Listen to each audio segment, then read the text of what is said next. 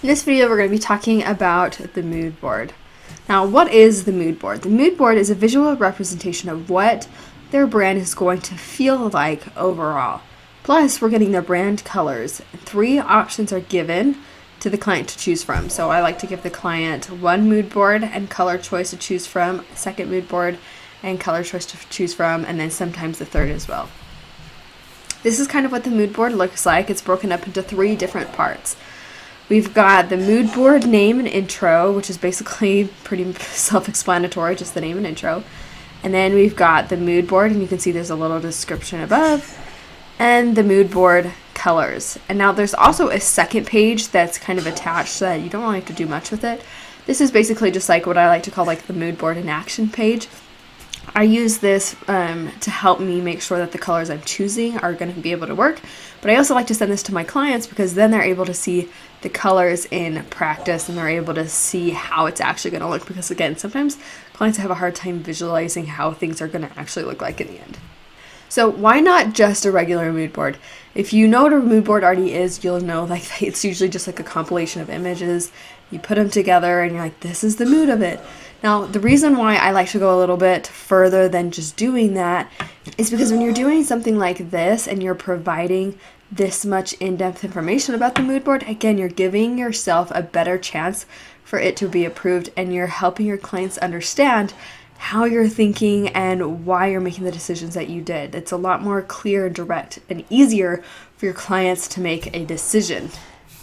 So before we even get started on creating the mood board, what we need to do is we need to decide on the 3 directions that you want to go visually. Like I said, I like to give my clients, and what you need to do is give your clients 3 different options to choose from so that they can say, okay, I want to go this way and this way and this way. So what you're going to do in order to do that is you're going to go to the voice, the personality, and the brand words part of the already finalized strategy to help you get started. And while you're looking at the voice and personality, I want you to think about how can I represent what is being told here? How can I represent the voice, the personality, and the brands? Because, for example, let's say the voice is artistic, savvy, and authentic. There's still a lot of ways that we could visually represent that. For example, we could do something that's feminine and bold. Maybe we want to do something that's more modern and bold, or maybe organic and neutral. There's lots of different ways that even though we have the voice intact, we still need to keep diving deeper and figure out exactly how we want to visually now share that voice. So once you have 3 different ideas, you're going to test them. You're going to ask yourself, does it communicate the core values that you decided on? Does it align with the voice? Does it solve the audience's problems? And are the colors going to work on different platforms? This is something that a lot of people miss, is they don't consider what kind of platforms that their client is on, if they're on the website, if they need to be printed, if they're on social media. Or sometimes, like I work with a lot of photographers and they have images that are certain colors. Like some of my photographers, they like have tons of greenery in their images. So if I was to do something that contradicted a lot of their images, it would make their work not look as good, which is the whole point of a photographer. So I have to take into consideration like what their photography style is and all that stuff. So now I'm going to tell you how you're going to create the mood board, and we're going to go section by section. The first section is the name and the intro. It's really basic. All you're doing is giving the mood board a name that's moving the direction that they would be doing if they chose that mood board. Usually what I like to do is I like to go to the brand words and pick the brand word that best represents that mood board and go with that option. And then I just pick a few images from the mood board to highlight across it as well. So section 2, now we're actually getting into the mood board. There are 2 things that I look for when making a mood board. One is color and the second is emotion. A lot of people think that they need to consider typography at this point, and I do kind of consider it, but this is not the place or the time that I am making typography decisions. I have a whole separate page for typography and logos and things like that. Right now, I just want to capture the mood and the colors. It's so important to make sure that you really have that down. I really think that there needs to be an entire page dedicated to capturing that feeling. We can get to the specifics of fonts and all that stuff a little bit later. So how to create the mood board? First, you're going to pick images that capture the voice, the heart, and the feelings that you want it to feel like. And the images don't have to be directly related to your industry. I think a lot of the time people are like, I'm a graphic designer, I need to have a mood board full of logos or full of websites or whatever. This is, again, you're just capturing the entire mood of what their brand is going to feel like. So it could be filled with anything. It could be filled with fashion, people, architecture, quotes, textures, environments, so many different things. Whatever captures that feeling wholly, put it in the mood board. So how are you finding these images though? You're going to start searching. Now there's lots of different places that you could search for your images. Now there's a very specific order of different platforms that I like to search my images on, and you'll find that if you do this as well, you will get a ton more inspiration first. Now, I like to first search with Google, then Pinterest, then Dribbble and Behance, and then like personal websites and blogs after. Now, most people like to go with Pinterest first to look for visual inspiration, but here's why I'm going to tell you that Google is the best way to go for this. The great thing with Google is it's kind of like a search engine for everything. It's not always so visual. And so when I'm trying to search for specific feelings or specific things, Google is going to give me a lot broader of a search, and I'm able to gather more ideas. So I like to go start out as broad as I can, because I'm going to get so many ideas, and maybe they're not as aesthetically pleasing, and maybe the ideas that I get on Google aren't ones that I necessarily want to include into the mood board itself, but I'm going to get a lot of ideas of what I can then go find and search on Pinterest. Like I'm going to get a broad idea on Google. I'm like, oh, this would be cool to include in the mood board, or this would be cool to include the mood board. Now I'm going to go to Pinterest, narrow down into that funnel. I'm going to find an aesthetically more pleasing image and one that fits the feeling a little bit more on Pinterest. And then I go to Dribbble, and then I go to Behance. So you're starting out broad, and then you're going smaller and smaller.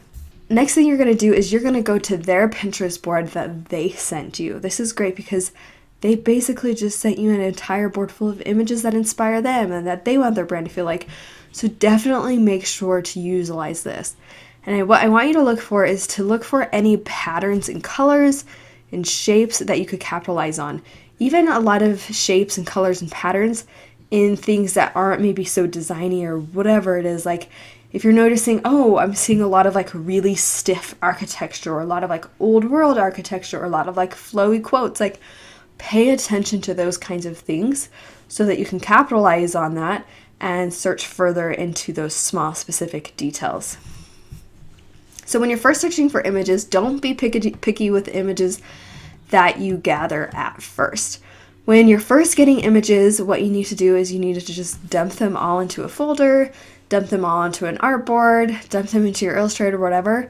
You don't want to be picky. You're just gathering potential images that could possibly be put together. I could get anywhere from like 40 to 100 images at first, and then later on, I am going to narrow that down and pick specific images together that look well and that collaborate well with each other. So here's a few mood board examples of finalized mood boards. You can see I have lots of different things from like flowers. I have a little bit of typography to copy to workplaces. Same as this one. And that's everything with a mood board. Now we're going to move on to the mood board colors. Okay, so for the brand colors, there's 3 different kinds of colors that I like to give my clients. I like to give them a few main colors, a few background colors, and a few contrast colors. Main colors are the colors we're using most often. Obviously, they're the main ones. Background, pretty simple and obvious too. Contrast colors, these are colors that I like to use for the text, or that I just want to use every once in a while when I like need a different pop of contrast. So for here, you can see like, okay, if I'm pulling from this mood board, I'm seeing lots of blues and dusty reds. Those are going to be the main colors. Background colors are probably going to be a lot of grays, or maybe that like really tan color right in the middle at the top, and play with those.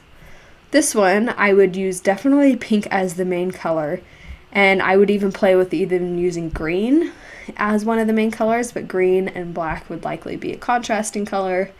With again a lot of grays and whites as the background. So experiment with different colors, because even though you have a mood board, you can still get a lot of different color variations from one mood board, because I like to grab that little picker tool and I just like pick different colors from the mood board, see which ones go well with each other until I finally land on something that communicates what I want it to.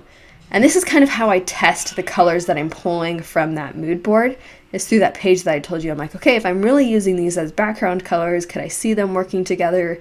Does something look off here? All that type of stuff. So now that you have your finalized mood boards and colors, what you're going to do again that you did at the beginning is you're going to test it. Again, you're going to ask yourself, does it communicate the core values? Does it align with the voice? Does it solve the audience's problems? That's a really big one.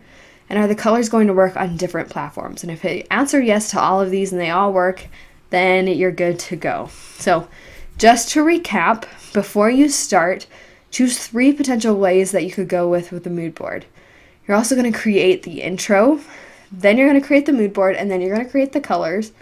You're going to test your colors, and you're going to test the mood board concept.